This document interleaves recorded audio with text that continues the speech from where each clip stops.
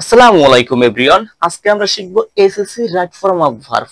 সবথেকে সহজে সবথেকে কার্যকারী মাত্র 8টি রুলস এর মাধ্যমে এখানে নবম দশম শ্রেণীর যে রাইট ফর্ম ভার্ব আছে সবগুলো ক্লিয়ার করা হবে। এবং এই ক্লাসটা যদি সম্পূর্ণ দেখো এবং আমি যে বোর্ড কোশ্চেন গুলো প্র্যাকটিস করাবো সেগুলো যদি প্র্যাকটিস করো, আমি মনে করি নবম দশম অথবা এসএসসি রাইট ফর্ম ভার্বে তুমি একদম বস হয়ে উঠবে, ঠিক আছে, এবং কার্যকারীভাবে শিখতে পারবে। SSC right form of verbs. আচ্ছা, পরীক্ষায় রাইট ফর্ম অফ ভার্বস এর উপর ফিলিং দ্য গ্যাপস থাকে, ঠিক আছে। ফিলিংস দ্য গ্যাপস আকারে তোমার প্রশ্নগুলো হবে। এক্ষেত্রে বক্সে ক্লু দেওয়া থাকবে, একটা বক্স থাকবে, সেখানে এখানে 10টি বা 8টি ক্লু দেওয়া থাকবে, ঠিক আছে, ভার্ব থাকবে এবং সেগুলো তুমি পরিবর্তন করে বসাবে আর কি। রাইট ফর্ম অফ ভার্বের নিয়মগুলো ভালোভাবে জানলে এবং এই ভিডিও শেষে আমি যে এক্সারসাইজ দিব, বোর্ড কোশ্চেনের এক্সারসাইজগুলো তুমি যদি ভালো করে প্র্যাকটিস করো পরীক্ষায় ভালো করা যাবে ইনশাআল্লাহ, ঠিক আছে। এখানে মাত্র 8টি রুলসের মাধ্যমে রাইট ফর্ম ভার্ব এসএসসি লেভেলে যে রাইট ফর্ম ভার্ব আছে সেটা শেষ করা হবে। আচ্ছা, ফার্স্টের যে রুলটা আছে সেটা কি দেখো, প্রেজেন্ট ইনডিফিনিট যে টেন্স আছে সেখানে subject third person singular. Third person singular বুঝো, এটা হচ্ছে হি, শি, ইট, কোনো ব্যক্তির নাম, কোনো বস্তুর নাম। আচ্ছা, আই হচ্ছে ফার্স্ট পারসন, ইউ হচ্ছে সেকেন্ড পারসন, বাকি সবগুলো থার্ড পারসন। এই যে তুমি এটা মনে রাখো, হি, শি, ইট কোনো ব্যক্তির নাম, কোনো বস্তুর নাম।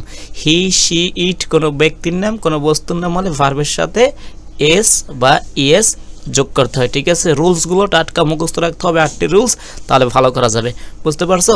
এগুলো থাকলে কি করতে হবে, ভার্বের সাথে এস বা ইএস যোগ করতে হবে। এছাড়া একই এখানে রুলসটা এটাও প্রযোজ্য হবে, সেটা হচ্ছে সেন্টেন্সে কিছু অ্যাডভার্ব দেখো, তো কষ্ট করে এই অ্যাডভার্বগুলো একটু মনে রাখতে হবে। সেটা হচ্ছে generally, regularly, normally, everyday, usually, always, often, sometimes, hardly, seldom, occasionally, daily, every plus noun, ঠিক আছে। Every day, every morning, every week, every night, এরকম যদি থাকে আর কি, এই অ্যাডভার্বগুলো থাকলে প্রেজেন্ট ইনডিফিনিট টেন্স হয়, বুঝতে পারছো।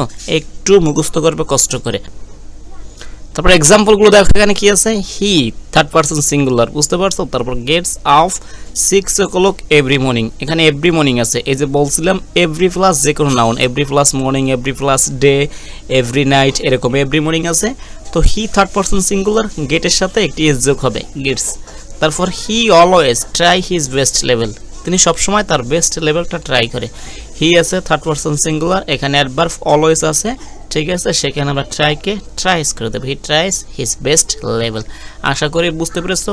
অনেকগুলো এক্সাম্পল, অনেকগুলো কি এখানে তুমি এই ফার্স্ট রুল থেকে কমন পাবে বোর্ড কোশ্চেনে। সেকেন্ড দেখো, সব থেকে গুরুত্বপূর্ণ একটি রাইট ফর্ম ভার্বের রুলস, প্রতিটি প্যাসেজে প্রতিটি গ্যাপে এটা তুমি পাবে। সেটা হচ্ছে সেন্টেন্সটি প্যাসিভ হলে টেন্স ও পার্সন অনুযায়ী অক্সিলারি ভার্ব প্লাস মূল ভার্বের ভিতরি করতে হয়। সেন্টেন্সটি প্যাসিভ হলে টেন্স এবং পার্সন অনুযায়ী অক্সিলারি ভার্ব প্লাস মূল ভার্বের ভিতরি করতে হয়। তুমি অনেকবার শুনছো প্যাসিভ হলে এভাবে করতে হয়, এখন তুমি কিভাবে বুঝবে এটা প্যাসিভ সেন্টেন্স, এটা আর কি সব থেকে সহজে এখানে চেনার উপায় হচ্ছে, প্যাসিভ হচ্ছে নিষ্ক্রিয়, সাবজেক্ট সবসময় নিষ্ক্রিয় বস্তুবাচক হবে এবং কাজটি সাবজেক্ট নিজে না করে অন্য কারো দ্বারা করা হবে। একটু ভালো করে এক্সাম্পলটা খেয়াল করো, English speak all over the world, বুঝতে পারছো। এই যে ইংলিশ আছে এটা হচ্ছে তোমার বাক্যের সাবজেক্ট, এই যে স্পিক হচ্ছে কি, এটা ভার্ব, স্পিক মানে বলা। ইংলিশ একটি বস্তুবাচক সাবজেক্ট নাকি, একটি সাবজেক্টের নাম, একটি বিষয়ের নাম। তো ইংলিশ কি বলতে পারে, হ্যাঁ, অল ওভার দ্য ওয়ার্ল্ড মানে ইংলিশ কি এখানে কি নিজে নিজে বলতে পারে সারা পৃথিবী জুড়ে? না, এখানে মানুষ ইংলিশকে বলে, ঠিক আছে, মানুষ, people speak English all over the world, বুঝতে পারছো। এই যে ভার্বটা আছে স্পিক, এই কাজটা করে পিপল করে, মানুষজন করে, কিন্তু সেই পিপল সেটা কিন্তু সাবজেক্ট হিসেবে নেই, সাবজেক্ট হিসেবে আছে কি ইংলিশ, বুঝতে পারছো। এটা একটা বস্তুবাচক সাবজেক্ট হিসেবে আসে, যেটা কি ভার্বের যে স্পিক আছে সে কাজটা করতে পারে না, এগুলো হচ্ছে প্যাসিভ। তো এখানে কি করতে হবে, এখানে এই যে বি ভার্ব নিয়ে ইজ আমরা ভার্বের ভিতরে স্পোকেন করে দিয়েছি, English is spoken all over the world, ইংলিশকে সারা দেশে বলা হয় আর কি, ঠিক আছে। তারপর এটা দেখো একদম ছেলেদের পছন্দের একটা এক্সাম্পল, সেটা হচ্ছে ক্রিকেট কলস ইন এ জেন্টলম্যান গেম, ঠিক আছে। আচ্ছা, ক্রিকেটকে বলা হয় কি ভদ্রলোকের খেলা। আচ্ছা, বিশেষ করে যারা ক্রিকেট খেলা বুঝে, এখন ক্রিকেট একটা খেলার নাম, এই সাবজেক্ট হিসেবে আছে। ক্রিকেট কি বলতে পারে যে আমি ভদ্রলোকের খেলা, আমি ভদ্রলোকের খেলা, যারা পৃথিবীর ভদ্রলোক আছে আমাকে তোমরা খেলো ক্রিকেট, এরকম কি বলতে পারে? না, এইটাও কি মানুষজন বলে, বা ক্রিকেট যারা প্রেমী আছে, যারা ক্রিকেট খেলা দেখে তারাই বলে ক্রিকেট হচ্ছে ভদ্রলোকের খেলা। এখানে এই কাজটা ক্রিকেট এখানে সাবজেক্ট হিসেবে আছে, কিন্তু এই যে কল আছে ডাকার, এই ডাকার কাজটা ক্রিকেট করতে পারে না, এটা মানুষজন করে, এই কারণে এটা প্যাসিভ সেন্টেন্স। ক্রিকেট ই হবে কি হবে, cricket is called is a gentleman game. বুঝতে পারছো, ক্রিকেটকে ভদ্রলোকের খেলা বলা হয়। আশা করি বুঝতে পেরেছো। প্যাসিভ এটা খুবই ইম্পর্টেন্ট, তোমাদের অনেক আসবে এখানে। প্রতিটি এখানে প্যাসেজের ক্ষেত্রে তোমাদের শুরুতে অথবা লাস্টে এখানে একটা প্যাসিভ সেন্টেন্স থাকবে। 3 নাম্বার রুলস দেখো, সিম্পল সেন্টেন্সে 2টা ভার্ব থাকলে, বুঝতে পারছো, একটি সিম্পল সেন্টেন্সে 2টি ভার্ব থাকলে শেষের ভার্বের সাথে আইএনজি করে দিতে হবে। সেটা হচ্ছে যদি সেন্টেন্সে এখানে যে সাবজেক্ট আছে যদি কোনো কার্য সাধনের উদ্দেশ্য না থাকে। বুঝতে পারছো? আচ্ছা, এক্সাম্পল দিলে ভালোতে বুঝতে পারবা। তবে সিম্পল সেন্টেন্সে 2টি ভার্ব থাকলে শেষের ভার্বের সাথে ইনফিনিটিভ মিনস হচ্ছে 2 প্লাস ভার্ব 1 হবে। বুঝতে পারছো? যদি উদ্দেশ্য থাকে। সিম্পল সেন্টেন্সে 2টা রুলস এখানে। সিম্পল সেন্টেন্সে যদি 2টি ভার্ব থাকে শেষের ভার্বের সাথে আইএনজি হবে যদি কোনো উদ্দেশ্য না থাকে। আর যদি উদ্দেশ্য থাকে তাহলে কি করতে হবে, সেকেন্ড ভার্বের সাথে 2 প্লাস ভার্ব 1 করতে হবে। এক্সাম্পল দুটো দেখলে একদম ক্লিয়ার হবে। দেখো, I saw someone draw a picture, answer হবে ড্রয়িং। দেখো এখানে 2টা ভার্ব আছে, একটা হচ্ছে স দেখেছিলাম আর একটা হচ্ছে ড্র মানে ওই যে আঁকাআঁকি করে, ঠিক আছে, পিকচার। এখানে আই স সামওয়ান আমি দেখছিলাম কাউকে ড্র এ পিকচার একটি ছবি আঁকতে। আচ্ছা, এখানে যে আমি ছবি আঁকতে দেখি এখানে কোনো আমার উদ্দেশ্য আছে? উদ্দেশ্য নাই। আমি এটা এমনিতেই সাপোজ আমি রাস্তা দিয়ে যাচ্ছি তখন দেখতেছি একজনের ছবি আঁকতেছে।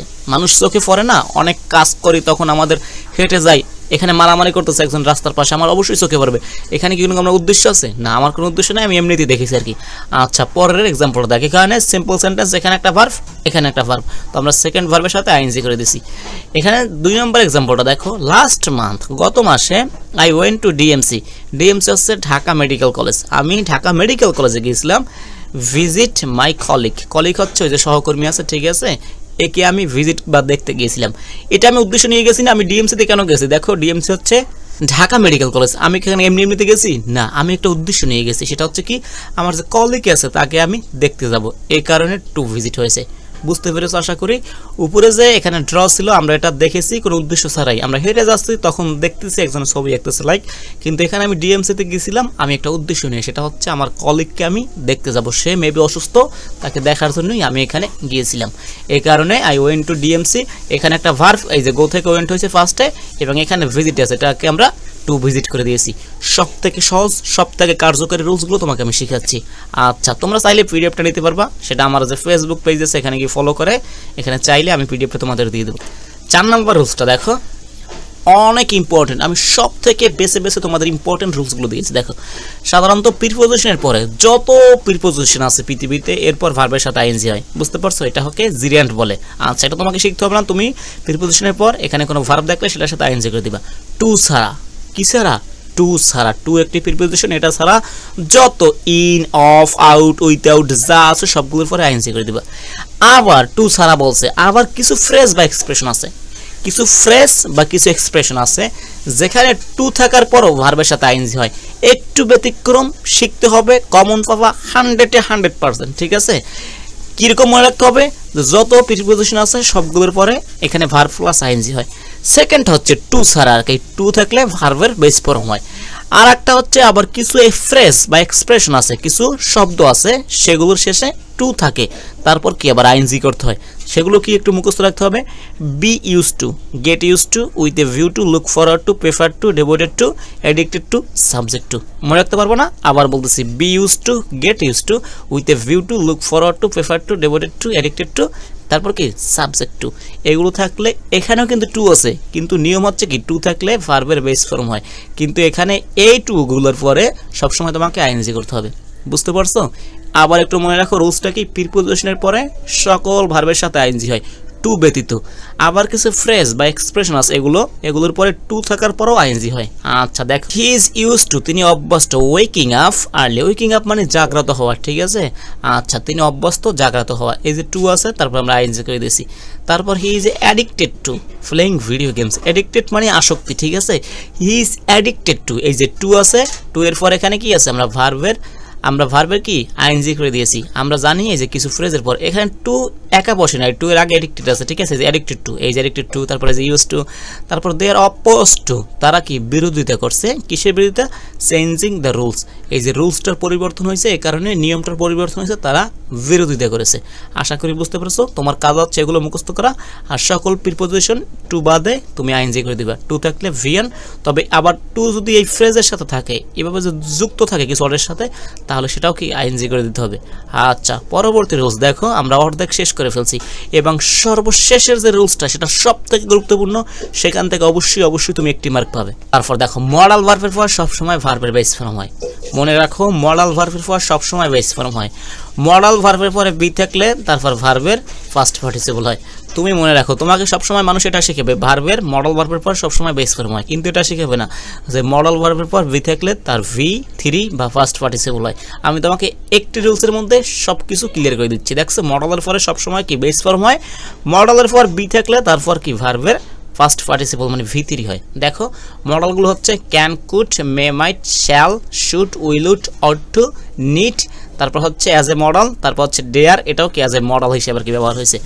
আচ্ছা, দেখো কি আছে, he can write a letter. Can আছে, আমরা ভার্বের বেস ফর্ম করে দিয়েছি, রাইট করে দিয়েছি। ইউ মাস্ট, মডেল আছে, ফিনিশ দ্য ওয়ার্ক। এখানে তোমাকে এই যে ফিনিশ, এখানে গ্যাপ থাকবে, একটা রাইটের জায়গায় গ্যাপ থাকবে, তুমি সেগুলো বক্স থেকে ভার্ব নিয়ে বসাবা। তারপর কি আছে, দেখো এই যে মডেলের পর বি থাকলে the work must be done soon. এই যে দ্য ওয়ার্ক মাস্ট আছে, মডেল একটা বি আছে, আমরা ডুকে ডান করে দিয়েছি। You should be punished for this. You should be, তোমার কি উচিত, পানিশড আর কি, পানিশ শাস্তি হওয়া উচিত, ফর দিস এটার জন্য। বি আছে, শুডের পর আমরা পানিশড করে দিয়েছি পানিশকে। ঠিক আছে, আশা করি বুঝতে পারছো। কীভাবে মনে রাখবা, সকল মডেলের পর ভার্বের বেস ফর্ম হয়, মডেলের পর বি থাকলে কি ভার্বের V3 বা ফার্স্ট পার্টিসিপল হয়। অজানা কথা হচ্ছে মডেলের পর বি থাকলে সেটা প্যাসিভ হয়ে যায়, এরকম আর কি। He should be punished for this, কি তাকে কি পানিশড করা উচিত আর কি, বা পানিশড শাস্তিযোগ্য হওয়া উচিত আর কি। এখানে শাস্তি কি নিজে নিজে দিবে নিজেকে, না, এখানে আইন দ্বারা বা আদালত দ্বারা শাস্তি দেওয়া হবে। আচ্ছা, দ্য ওয়ার্ক, এখানে দেখো দ্য ওয়ার্ক এটা হচ্ছে সাবজেক্ট, মাস্ট বি ডান সুন। এখানে ডান মানে কি শেষ করা হবে। এই যে ডান, এই শেষ করবে, এটা কি ওয়ার্ক নিজে করবে না, এটা শ্রমিক বা লেবারের কাছে বা লেবারের মাধ্যমে করা হবে, এই কারণে এটা প্যাসিভ হয়ে যায়। আচ্ছা, তারপর 6 নম্বর রুলসে যদি আমরা চলে আসি, দেখো এখানে দুইটি রুলস একসাথে আছে, 6 এবং 7। খুব ইম্পর্টেন্ট, সেন্টেন্সে যদি কি থাকে অনস, এই রুলসটা এতটা ইম্পর্টেন্ট, এই রুলস থেকে যদি ফার্স্টের একটি গ্যাপ চলে আসে তোমার পরীক্ষার একটা প্যাসেজে, তাহলে তুমি একদম 8টি বা 9টি একদম হুবহুব কমন পাবে। কিভাবে দেখো, তাহলে আমি বলছি, সেন্টেন্সের মধ্যে যদি অনস, হ্যাঁ, তারপর হচ্ছে ago, long ago, last, previous, yesterday, the day before, yesterday, before, et cetera, adverb থাকলে, হ্যাঁ, টাইম, শাল, বিগত যদি টাইম, পিছনের অতীত যদি সময় থাকে, তাহলে কি সাবজেক্টের V2 হয়। এবং এটা যদি কোনো সেন্টেন্সে তুমি খুঁজে পাও এরকম অনস, অ্যাগো দ্বারা, long ago, last, previous, yesterday এরকম যদি শুরু হয়েছে, তুমি একদম কি করবা, যে বক্সে ভার্বগুলো থাকবে না সেগুলো বসিয়ে দেবা তুমি গ্যাপে গ্যাপে, এবং সবগুলো কি V2 মানে ভার্বের 2 নম্বর পাস্ট ফর্ম করে দিবা। তাহলে তুমি পরীক্ষার খাতায় এখানে বাসায় এসে দেখবে তোমার 7 থেকে 8টা এমনিতে হয়ে গেছে। বুঝতে পারছো? এটা মনে রাখবে, এই যে অ্যাডভার্বগুলো once, ago, long ago, previous, yesterday, the day before, এরকম পাস্টের কোনো শাল, ইন 1970 অন, ঠিক আছে। তারপর এরকম যদি পিছনে কোনো শাল থাকে সেগুলোর জন্য অবশ্যই V2 করে দিবা। দেখো কি আছে, অনস এ হাজব্যান্ড, একদা এক হাজব্যান্ড, এই যে অনস আছে একদা মানে এটা আগের কথা বোঝায়, অতীতের কথা বোঝায়। হ্যাঁ, এনজয় আছে তো, এটাকে এনজয় করে দাও, এ লট অফ পাওয়ার। বুঝতে পারছো, অনেক পাওয়ার ছিল। ইয়েস্টারডে, এই যে পাস্ট ইন্ডিকেটর, এগুলোকে বলে পাস্ট ইন্ডিকেটর, ঠিক আছে, মানে অতীত নির্দেশক শব্দ আর কি, বা অ্যাডভার্ব। আচ্ছা, ইয়েস্টারডে হি গো আছে, ওয়েন্ট করে দাও, হি গোয়েও, হ্যাঁ, এখানে ওয়েন্ট হোম হবে আর কি, ঠিক আছে। They complete the project in 1995, এটা হচ্ছে 1995 সালে, এখন তুমি পড়তেছো 2025 সালে, সরি আর কি, ঠিক আছে। তো এটা তো অবশ্যই অতীতের একটা সাল, তো কি করবা, কমপ্লিটকে কমপ্লিট করে দাও। আচ্ছা, if I know you before, এই যে বিফোর আছে, ঠিক আছে, এখানে এই যে বিফোর আছে, এখানে কি নোকে তুমি নিউ করে দাও। হ্যাঁ, if I knew you before, ঠিক আছে, নোর পাস্ট হচ্ছে নিউ। আচ্ছা, তারপর 7 নম্বর রুলসটা একটু দেখো, বুঝতে পারছো উপরেরটা, আশা করি বুঝতে পেরেছো। কোনো সেন্টেন্সে যদি already, just, just now, yet, recently, lately, never, ever, so far, till today, now, হ্যাঁ, up to now, target, etcetera অ্যাডভার্বগুলো থাকে। বুঝতে পারছো, একটু মনে রাখবা, বিশেষ করে উপরে এগুলো already, just, just now, yet, recently, lately, বুঝতে পারছো, এগুলো ইয়েস আবার একটু দেখো already, just now, yet, recently, lately, এই অ্যাডভার্বগুলো যদি থাকে সেখানে কি করতে হবে তোমাকে প্রেজেন্ট পারফেক্ট টেন্স করতে হবে। এখন তুমি কমেন্টে আমাকে জানাও প্রেজেন্ট পারফেক্ট টেন্সের স্ট্রাকচারটা কি। স্ট্রাকচারটা আমি তোমাকে বলে দিচ্ছি বা গঠনটা বলে দিচ্ছি। প্রেজেন্ট পারফেক্ট টেন্সের সেটা হচ্ছে সাবজেক্ট প্লাস হ্যাভাস প্লাস ভার্বের ভিতরি, সাবজেক্ট প্লাস হ্যাভাস প্লাস ভার্বের ভিতরি।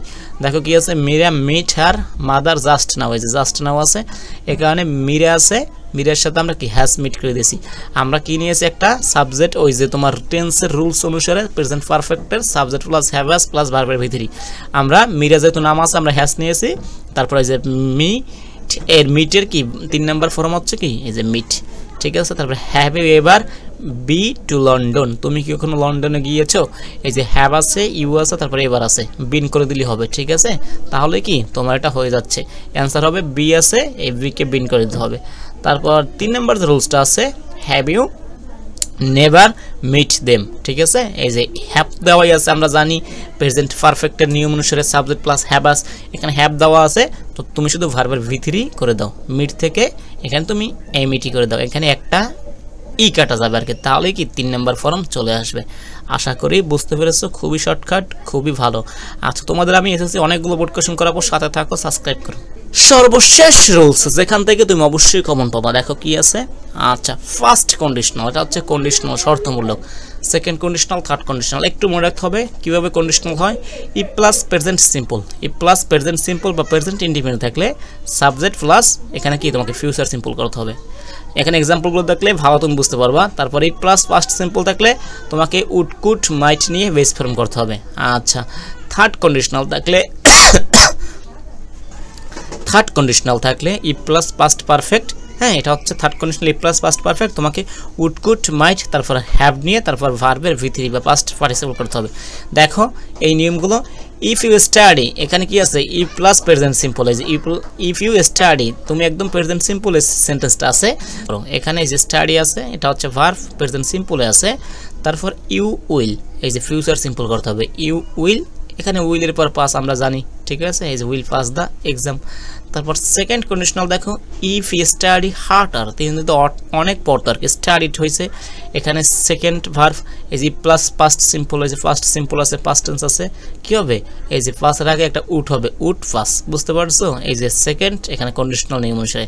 থার্ড কন্ডিশনাল দেখো, ইফ ইউ হ্যাড স্টাডিড, ঠিক আছে, তুমি যদি অনেক পড়াশোনা করতা, ই প্লাস কি, এই যে তোমার পাস্ট পারফেক্ট এর এখানে স্ট্রাকচারটা হচ্ছে ই প্লাস সাবজেক্ট তারপরে হ্যাড প্লাস ভিতরি, এই যে হ্যাড, হ্যাঁ স্টাডিড মানে হচ্ছে পাস্ট পারফেক্ট। তো তোমাকে কি করতে হবে, ইউ এখান থেকে একটি উড কুড নিয়ে তারপর হ্যাভ নিতে হবে, তারপর ভার্বের ভিতরে নিতে হবে, পাস্ট পার্টিসিপল নিতে হবে। এই যে আমরা নিচ্ছি উড হ্যাভ পাস্ট, উড নিয়েছি তারপর হ্যাভ নিয়েছি, তারপর কি এই যে পাস্ট পার্টিসিপল পাস্ট করে দিয়েছি, ঠিক আছে, দা এক্সাম। আশা করি বুঝতে পেরেছো। তারপর যদি কোনো প্রশ্ন থাকে সেগুলো করতে পারো। Thank you all.